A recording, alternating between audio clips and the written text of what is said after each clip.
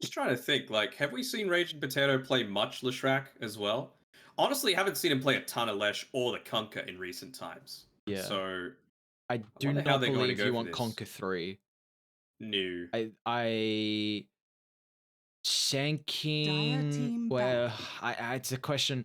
We don't see.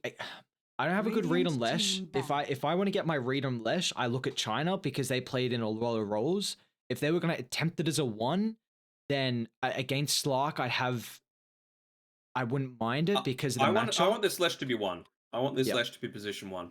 So is it the lane matchup with the 10 Bane seconds and remaining. also how he plays versus Slark? Dire team ban. Yeah, and you're also pretty speedy, so you should be able to get away from any kind of like toss attempts. Also, just might look to level up a few more points into the Lightning Storm just to deal with the boars, which I feel like they're kind of lacking a little bit at the moment.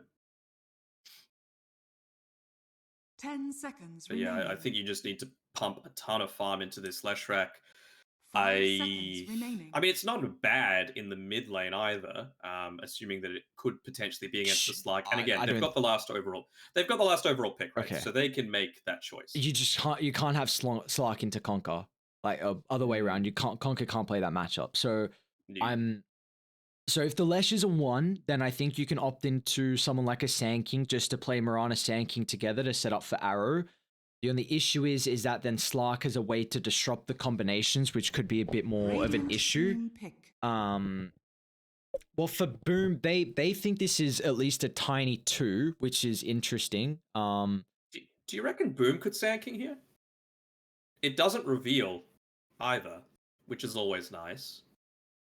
The lanes exactly. We've seen Yopaj 10 play Sand King seconds mid plenty remaining. of times. It gives you team fight, gives you a 5 stun, seconds a catch remaining. as well for Io, so it fulfills that, but it just feels like it doesn't look good with their lineup. You got a Beast Tiny Sand King. Like I want a ranged four with the Beastmaster that I don't know, tossing back into a couple of boars seems pretty damn effective. Wind Ranger at your service. You reckon that's it? they can flex it. It's not set in stone of where the Wind Range is Right. going or the Tiny. I think it's more than likely a Tiny 2. They're going to pair the Wind Ranger Beastmaster together. I always go off the back of, I don't think we see a lot of 10 seconds dual remaining. melees unless it's a Darkseer. That's the exemption. 5 seconds remaining. They got a minute to make their choice. So It's the carry matchups. we're thinking it's a core. We're thinking, again, though, you're very happy to run this Conquer into the Tiny. I feel like you're reasonably happy to run it into the Wind Ranger as well, especially with like any kind of X combos. It makes a Mirana's rotation really impactful against the Wind Ranger. So I think they're looking for a carry. They might run. They might run. It's either a carry or an offlaner Yeah. that they're looking for in my eyes. The carry's the question on what they want. Do they Yeah, want something that's able to like split the IO away, like a Mars potentially, just for like a Blink Spear or something like that? So like, that's a very fast-paced lineup. You're not going to scale too well. I guess Boom don't either as much. You could. I don't. It's a bit of a tough morph game with ranged as well. You need a melee. Is Monkey King available? It's gone. They go Gyro. You may now select your heroes. What are these lanes? So Reveal your secrets, Boom and Execration. Here, RR, you're playing the Bane. That was always obvious. FBZ, Palos, Yopaj. Yep, so it's a Yopaj mid-tiny. Where are these Kunkka and Lesh going? it wanna has see to the be Kunkka off Lesh. Like the reason why they might do Conqueror with the Mirana is just for melee and also for a mediocre setup for Arrow. But I just feel like this, yeah, mid Kunkka just feels so much better against the Tiny. Like, until Tiny's level 6, you're going to have a pretty damn easy time. Of course, Yopaj is a very good player, 10 but seconds you remaining. could be great, but have to deal with not having any armor against a Tidebringer. Raging Potato playing the Leshrac, you know, it's good to be able to deal out some split damage potentially to CTM, but I feel like the main priority for BDZ this game is just making sure the creep wave is constantly pushed back towards the tower as much as possible, reduce the risk of Lesh dying, and I want to see a lot of heavy rotations from BDZ towards that mid lane. They've got very strong setup. It feels like the rotations from both twos, they're going to come through at a pretty consistent rate. Very reliant, I believe, on runes, unless there's heavy dive attempts. So to keep that in mind, I think Boom are going to have a lane where they'll be shoving out a lot more than regular. So that could give Bob an opportunity to TP down. Execration have a pretty strong safe lane, I believe, just because Bane's a strong support, and I've seen way too many lanes where this Nightmare can set up into an ability, and I think you can do that with Homing Missile, but... Yes, and the other thing that I want to point out is that I feel like, at least in terms of, you mentioned that the mid laners are both very capable of rotating and making a lot of stuff happen, but I feel like it's a little bit more predictable where Yopaj is going to rotate to, because you want a mid rotation to potentially result in a tower being taken as well. So if Yopaj is going to rotate, it's going to be to the Beastmaster lane in my eyes, right? Because then you can look to use that pick off to convert into a tower. Whereas, you know, on Execration's side, I feel like they've got decent tower taking potential with a gyrocopter and a Leshrac, so it doesn't really matter where Bob's looking to go. Or hell, it could even be that Bob gets people rotating through to his lane, and then, like I said before, with that X into arrow combo, it could be the mid lane tower that actually ends up being taken. They're not going to screw up the smoke this time. Going for the cheeky conga line play. Doesn't seem like the go for them.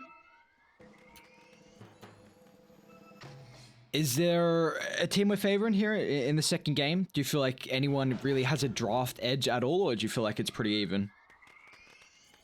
30 seconds to battle. I'm a little worried about how they're going to deal with push quite easily. I'm talking Execration. Like, how are you going to be able to counter this Beastmaster if FBZ has a good lane? Will he have a good lane, though? That's the question. I mean, this game, in my eyes, is heavily reliant on RR. I thought he had a fantastic game number one.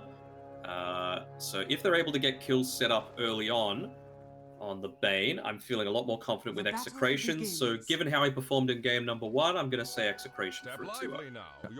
I do believe if Lesh has a decent lane on Ragey Potato, he probably goes...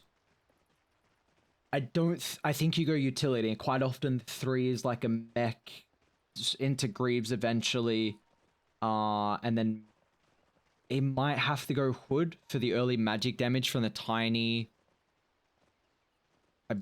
Maybe, or a Cloak might be enough, so we'll see. But I feel like if Lesh has a decent time, then he can quite often actually tank up a little bit to defend the tower. It's also going to come down to how Bob's lane goes, of course, versus Tiny, but we were saying that this should be a pretty solid matchup here for Bob. They're starting with the tri lane, in fact, from Execration, looking to try and catch Boom off guard. Unfortunately, they won't do so successfully, so BDZ just instantly looking to join Ragey Potato down at the bottom lane.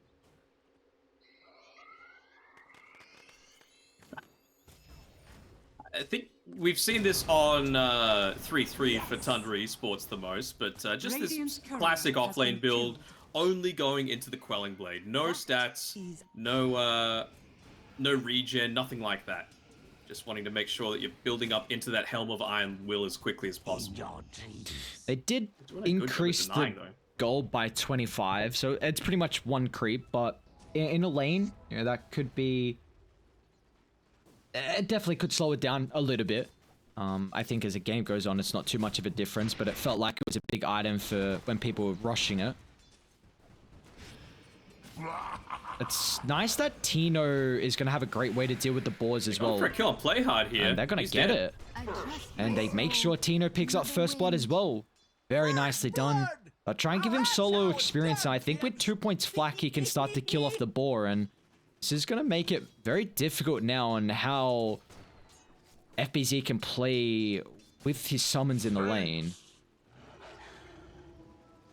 Yeah, having to go the first point into the power shot, only just leveling up to level 2 with the 2-minute mark happening there was play hard, so didn't have the win run just available. obviously needing to prioritize securing that range creep. I think they actually denied away a couple of them on Execration previously, so he's at least finally going to have that Helm of Iron Will coming out to him on the Beastmaster, enabling him to stay in the lane a little bit more. The double stack by RR means that the lane's going to consistently push back, so I said that RR is going to need to have a good start to the game in order to have Execration have a good shot with this, and he's done exactly that.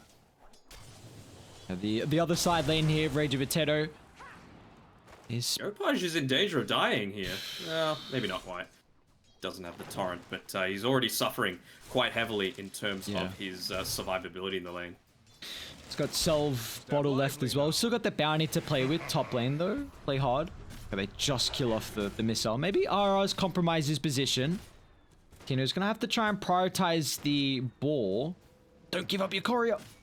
Oh no. I think he got everything he needed off it though. He got it. So RR got another round of brain cell. Turnaround. Careful. Boron cooldown might cost them that potential though. RR? He should be okay. They don't have another Boar for a little bit, so they can't catch a Bane. Oh, even dodging the power shot. Nicely done.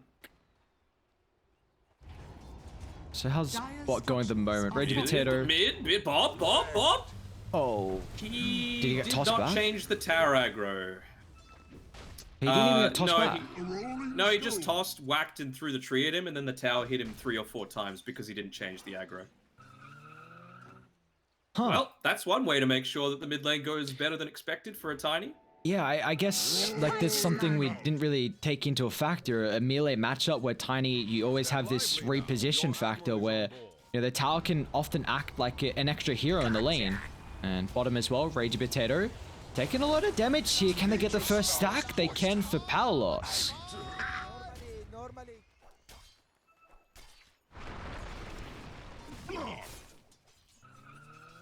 Bob is going to have a lot more impactful of a level 6.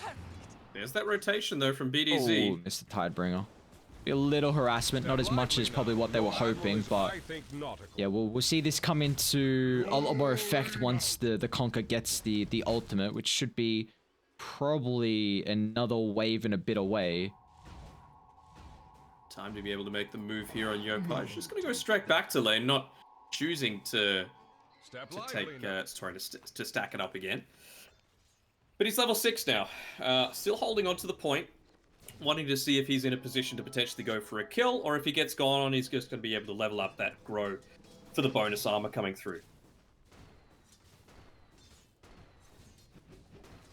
See, about to have the power runes as well pretty shortly. So we might have our first rotation from the position 2s just off the back of this. Otherwise, again, it will be a bit more reliant. Bob giving up that kill is going to slow down the 6, of course, like we've been highlighting, but should get it now with the creep. It's always nice to rotate a hero exactly when you pick up that 6, like they were trying to make an attempt to refill the bottle, but Yopaj is a bit more cautious with how he's playing this at the moment. Rock on. They are already putting a heavy commitment on Execration to start making the stacks for the Gyrocopter. He's already got a... Keep an eye on mid as Bob. He's already dropped the combo. Who...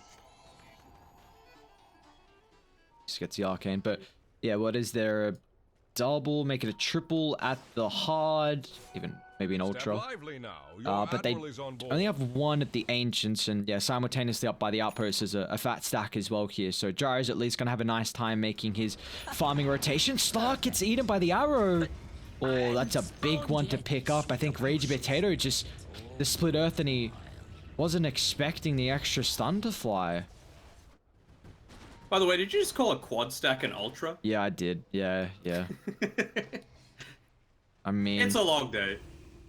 Yeah, I mean, we work 16 hours, so you know.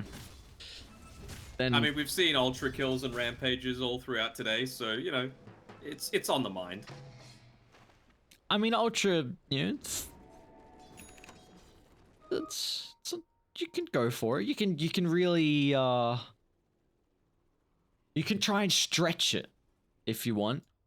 See, now in the chat, like you see Loss and OK, Does that look a little weird for you with Palos still with the Execration tag, just saying, all right, Yes. as if it's like potentially on his own team? Yeah, it's just like, you know, guys, all right, I'll respond for them. That's the play going through. Again, give me the stand-in tags, man. Just give me the stand-in tags. I miss them so much. Arcane power. Trying to put a little bit of pressure onto this bottom side, forcing an early-ish glyph, and well, they're actually going to have a rotation come through here from Yopaj, but with the creep wave there, it scouts it out immediately. So very much a wasted rotation coming through here. They're even giving the stack over to Bob as well, so Okay, there'll be and he's going to take it as well in the time before they show up. Raging Potato. Oh, this is a good placement. If you get ulti off, it's not even going to make an attempt. Okay, bye-bye, Lesh.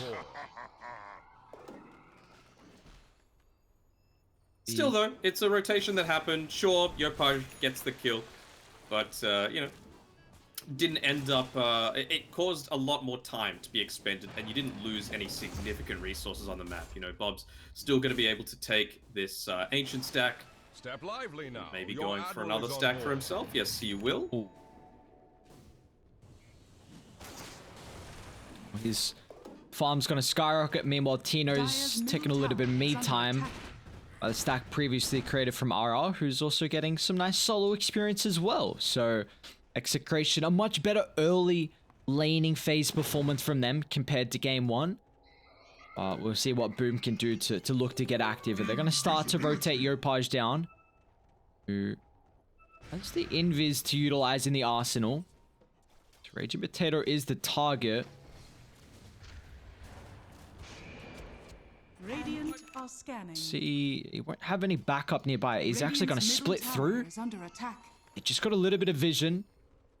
He's got the cloak. I do not believe this is going to make him tanky enough, as Palos can just start to lock onto him and steal away a majority of his essence. Bob's even got a TP in. And Palos does have the ultimate. Nice attempt in the disruption from Yopaj. It is enough to at least whiff on the torrent. Step lively now. With X on cooldown, they can't lock Boom into a position to help with these reinforcements. So Palos going to continue to stand his ground. He's more than truly amplified by CTM, and they'll give away another stack of essence. Odd rotations coming through, to be perfectly honest. You know, just a little bit slow, underestimating the damage potential that this Tiny as well as the Slark have. Is under attack. Going for the lucky arrow shot, but I mean, this isn't some just pub stack. You know, these guys are going to be able to dodge the majority of just loosely thrown arrows. We saw how good Execration were at being able to combine the arrows into something really effective in the previous game, but this time around, it feels like, you know, they do need to coordinate a whole lot better. It is giving a lot of time for FBZ to get some catch-up up top. Might even be able to find his first tower, so you can find a pretty solid timing in the help of the Overlord. Also did get nerfed slightly, especially the ancient camps too. They're continuing to look to fight down bottom as Yopaj with the haste. He's going to charge on forward, locks onto Tino, and the burst is there to bring down the Gyrocopter, and now they can turn their attention to the Raging Potato Leshrac. They don't have the damage just yet, and now with Bob showing up, they'll get some retribution. As poor old Wind Ranger, no escape. Yopaj should be okay. It's just the pos 4 at the end of the day, and FBZ, like we were saying before, he's been given a whole lot more space. He's got the buckler coming out to him, as well as the claws of attack, blades of attack, and a big creep wave as well, pushing in on this top side, forcing the Gyrocopter to TP all the way towards the top to try and deal with it. They could even go for a relocate play if they really wanted to, if they wanted to be a bit cheeky here, but no. Playhard wants to defend that bot tower as long as they can. Well, speaking of that, there's the reload TP in. CTM's just going to look to join Yopaj. He's got no TP. Poke over. He's got a power shot. Oh. Wrong way! Wait, they got... What? They gave him backswing vision? Sorry. I didn't know I didn't know you got a little bit of vision behind you from it. Bob and RR is going to smoke straight into the Beastmaster. A Conquer will be able to cancel off the Fiend's grip instantly. But this is close to the towers, so they've got the reinforcements, and Bob's pretty survivable. They'll turn it back on Radiant's middle FBZ. tower is under attack. Dire's bottom tower is under attack. The big thing for mine is that even despite a few attempts, they've been able to hold back any kind of tower taking potential. You know, Raging Potato, he's got the Diabolic Edict maxed out, but hasn't really resulted in all that much. And unfortunately for them, they don't luck out another time. A Tiny with an Arcane Rune is one of the scariest prospects in all of Dota at the super early game. He's super close to his blink timing, yeah. He's just going to pick it up, so he'll have this one to combine with the Arcane like you highlighted. I don't believe they have a smoke to combine with it, though. Oh, they do on IO. I don't... You've used a lot of smokes recently. Let's see if they go for another. Radiant's bottom tower is under Gempage attack. also has a pig pole available Radiant for himself in structures are the fortified. stash, but hasn't opted to use it. Step lively now. Sometimes you just forget about these things, these goddamn neutral items. So many now. And- Everyone can have one. Allies disappear. Alright, well, Look out for falling rocks. some Moonlight Shadow popped in response, so good presence of mind coming out here from BDZ. Realizing that they've been missing Dire's off the map top for a little tower while is now. under attack. They might see with this Hawk that RR was under the Oh, they're gonna see cloak of Tino. the Shadow. He's got strength Will. treads. He's pretty survivable, in fact. 1700 health with that activated. Also, all the attributes, too. Oh, that was another smoke for Boom. They won't have one available for quite some time now, so they don't get a successful reel of the blink like they were hoping for. Any big items coming out? It's a Dire's top Spirit Vessel tower is completed under on attack. the Kunkka. Very important super early on against an IO, of course. Bottom lane. Raging Potato's been Reload. caught out here. Just a setup. Probably didn't need the extra +2, but just in case anyone else was looking to shop, and well, RR is that person. As it's business for Boom, taking 2 heroes, looking to transition this into an objective as well. I mean, that's 4 attempts that Leshrak has had to try and take this bottom tower, and 4 times he's died. So, things going really well Tino for Boom. is in trouble as well. Toss back. What a shackles from Play Hard. A beautiful latch, and I mean, Tino is going a super survivable build, but they'll slowly chunk through the health pool. And then they can just convert again. You know, the tower.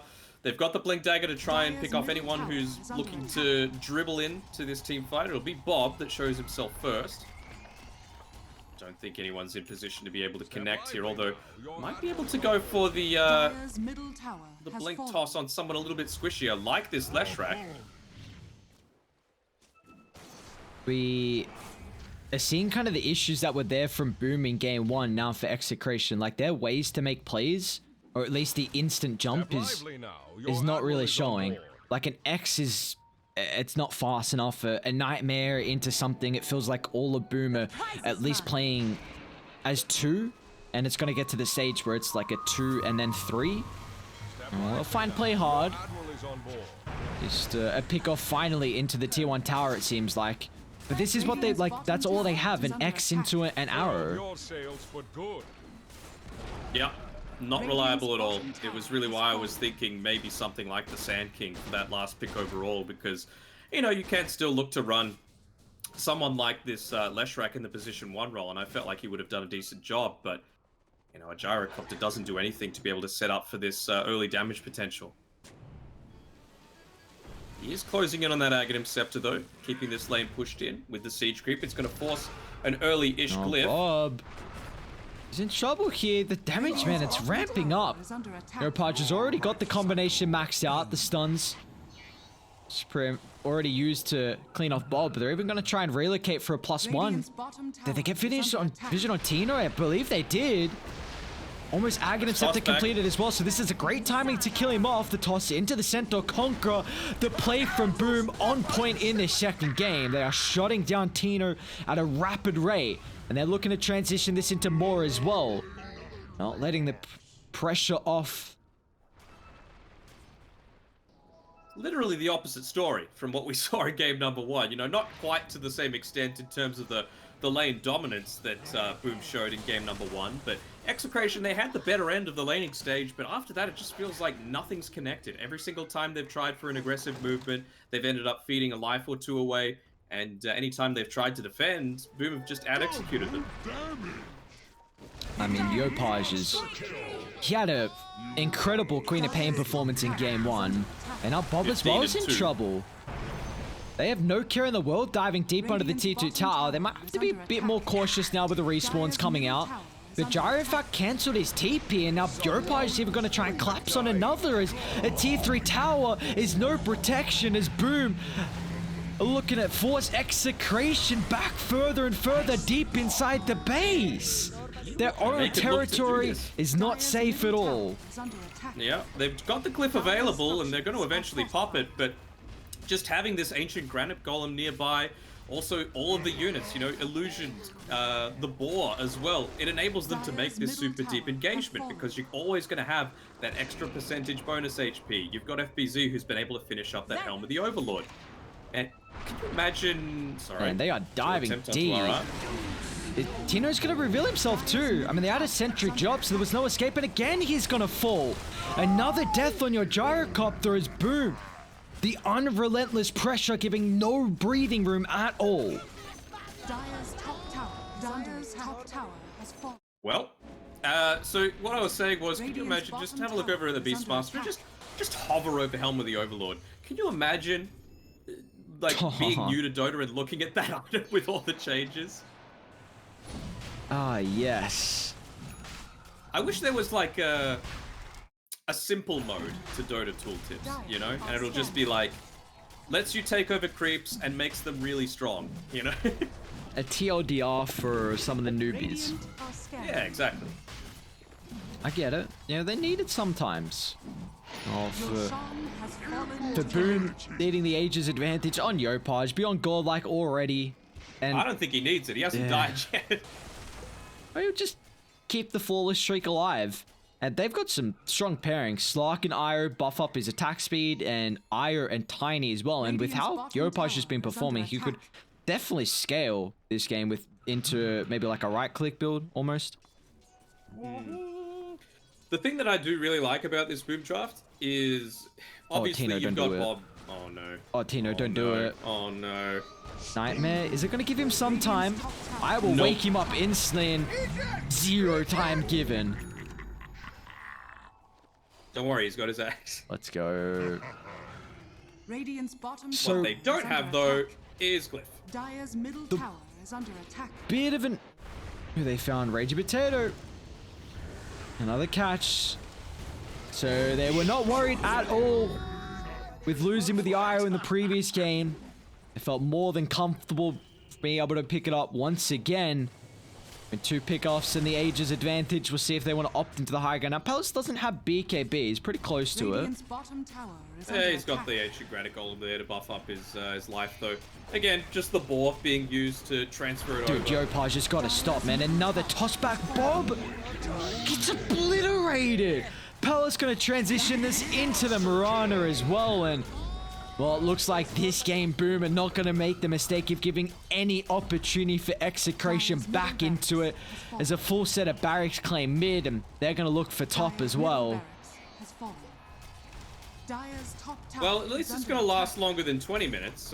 If any of your pubs don't last 20 minutes, they don't actually show up on Dire's top tower that quick has screen fallen. that shows your recent games with the hero Dire's top portraits with a barracks win or a are under loss. attack. Yopaj again. This one. Another tossback. He has compromised his positioning, but he's got ages. He does not care about feeding away the first life. The streak is still protected, and he's still got 4 heroes behind him as well. The arrow timing just shy. Epiz's already got the Aghanim shot as well with the Arsenal, and even better. Shackle's on to 2. They're just overlapping all of the beautiful plays from Boom. There seems to be no hope of Execration to bring themselves back in as Radiant just flooding inside the base, dropping out the consistent voice lines as well. So what I was saying before was the reason I like this draft is that Top barracks has obviously the laning stage went much better than expected for... Oh, well, alright. There it is. GG, 21 and a half minutes. the laning stage went much better for the Tiny than what we were expecting. You know, a few Radiant early kills, victory. the kill that really shouldn't have happened on Bob just because he didn't change the aggro as he was standing underneath the tower. But what it does, if you have a really dominant start to the game, is you've got a Beastmaster who is going to provide you with a ton of vision just naturally with the use of his hawks. And then you've also got a Slark. So if you're playing on the enemy side of the map, then you've got nowhere you can ward, right? Every single ward of yours is going to get dewarded because of the Slark just having that Shadow Dance extra level of understanding. You know, if you're not running around super fast, if you're not regenerating HP, they can see you. And so it felt like once the game kind of got a little bit out of hand for Execration, that there were very few ways to come back because you just had no information about where they were moving the entire time that they were making these plays on Boom. Yeah, it just was a bit different of a game where they didn't have the avenue back in. You know, you didn't have the plays that could be made with a Storm Spirit or the Lion Finger to set up for the Venge. Once you had the Aghanims, it felt like you were pretty reliant on the lanes to have a solid performance, and that I was expecting not to go the way they were. Like, I thought Conquer was going to have a much better matchup versus Tiny, but you know, there's always this X factor where a Tiny can outplay a melee hero. You can toss back into the extra hero in the tower, getting a big kill, and then we saw just how Europage was able to perform. I mean, he was really the hot kind of commodity through SCA with his free agency or whatever it was, when who was going to pick him up. And 11, 0, and 12, I think you said he only had one death in game one as well. So for Yopaj, it was just an incredibly solid performance overall. They were not worried at all about losing with that IO. They went back for it instantly. They performed incredibly better with it, but it's nice as well. Palace getting a little bit of, at least getting a victory against his old squad too. Yeah, for sure. And just going all in into the aggressive style with a more aggressive hero in the Slark. You know, that was really enabled heavily by CTM. 0 deaths on the IO as well. I think it's like an 80+% kill participation, 20 out of the 25 kills. So it was a good team effort coming through from Boom. This time around, transferring and converting that dominant laning stage into a victory before letting everything crumble all around them. But that's it. We made it to the end, and only about 20 minutes over time, what we were expecting. So all in all, I feel like Boom and Execration, they had our backs. They know that it's 1:20 a.m. here in Australia, and they're like, you know what, Yep. we'll let you guys have a decent sleep. But we're Yeah. back tomorrow, Yeah. so it's only 3 series tomorrow, though, not Yes. 4. But they're going to be, I mean, pretty decent ones. We're going to get to see the open qualifier teams again: Yangon, Dreammaker, as well as Army Geniuses, Execration again, Neon, and Galaxy Racer. And Galaxy Racer, they really need that win because they're sitting at the bottom of the table, something that I definitely wasn't expecting at the very start of this season.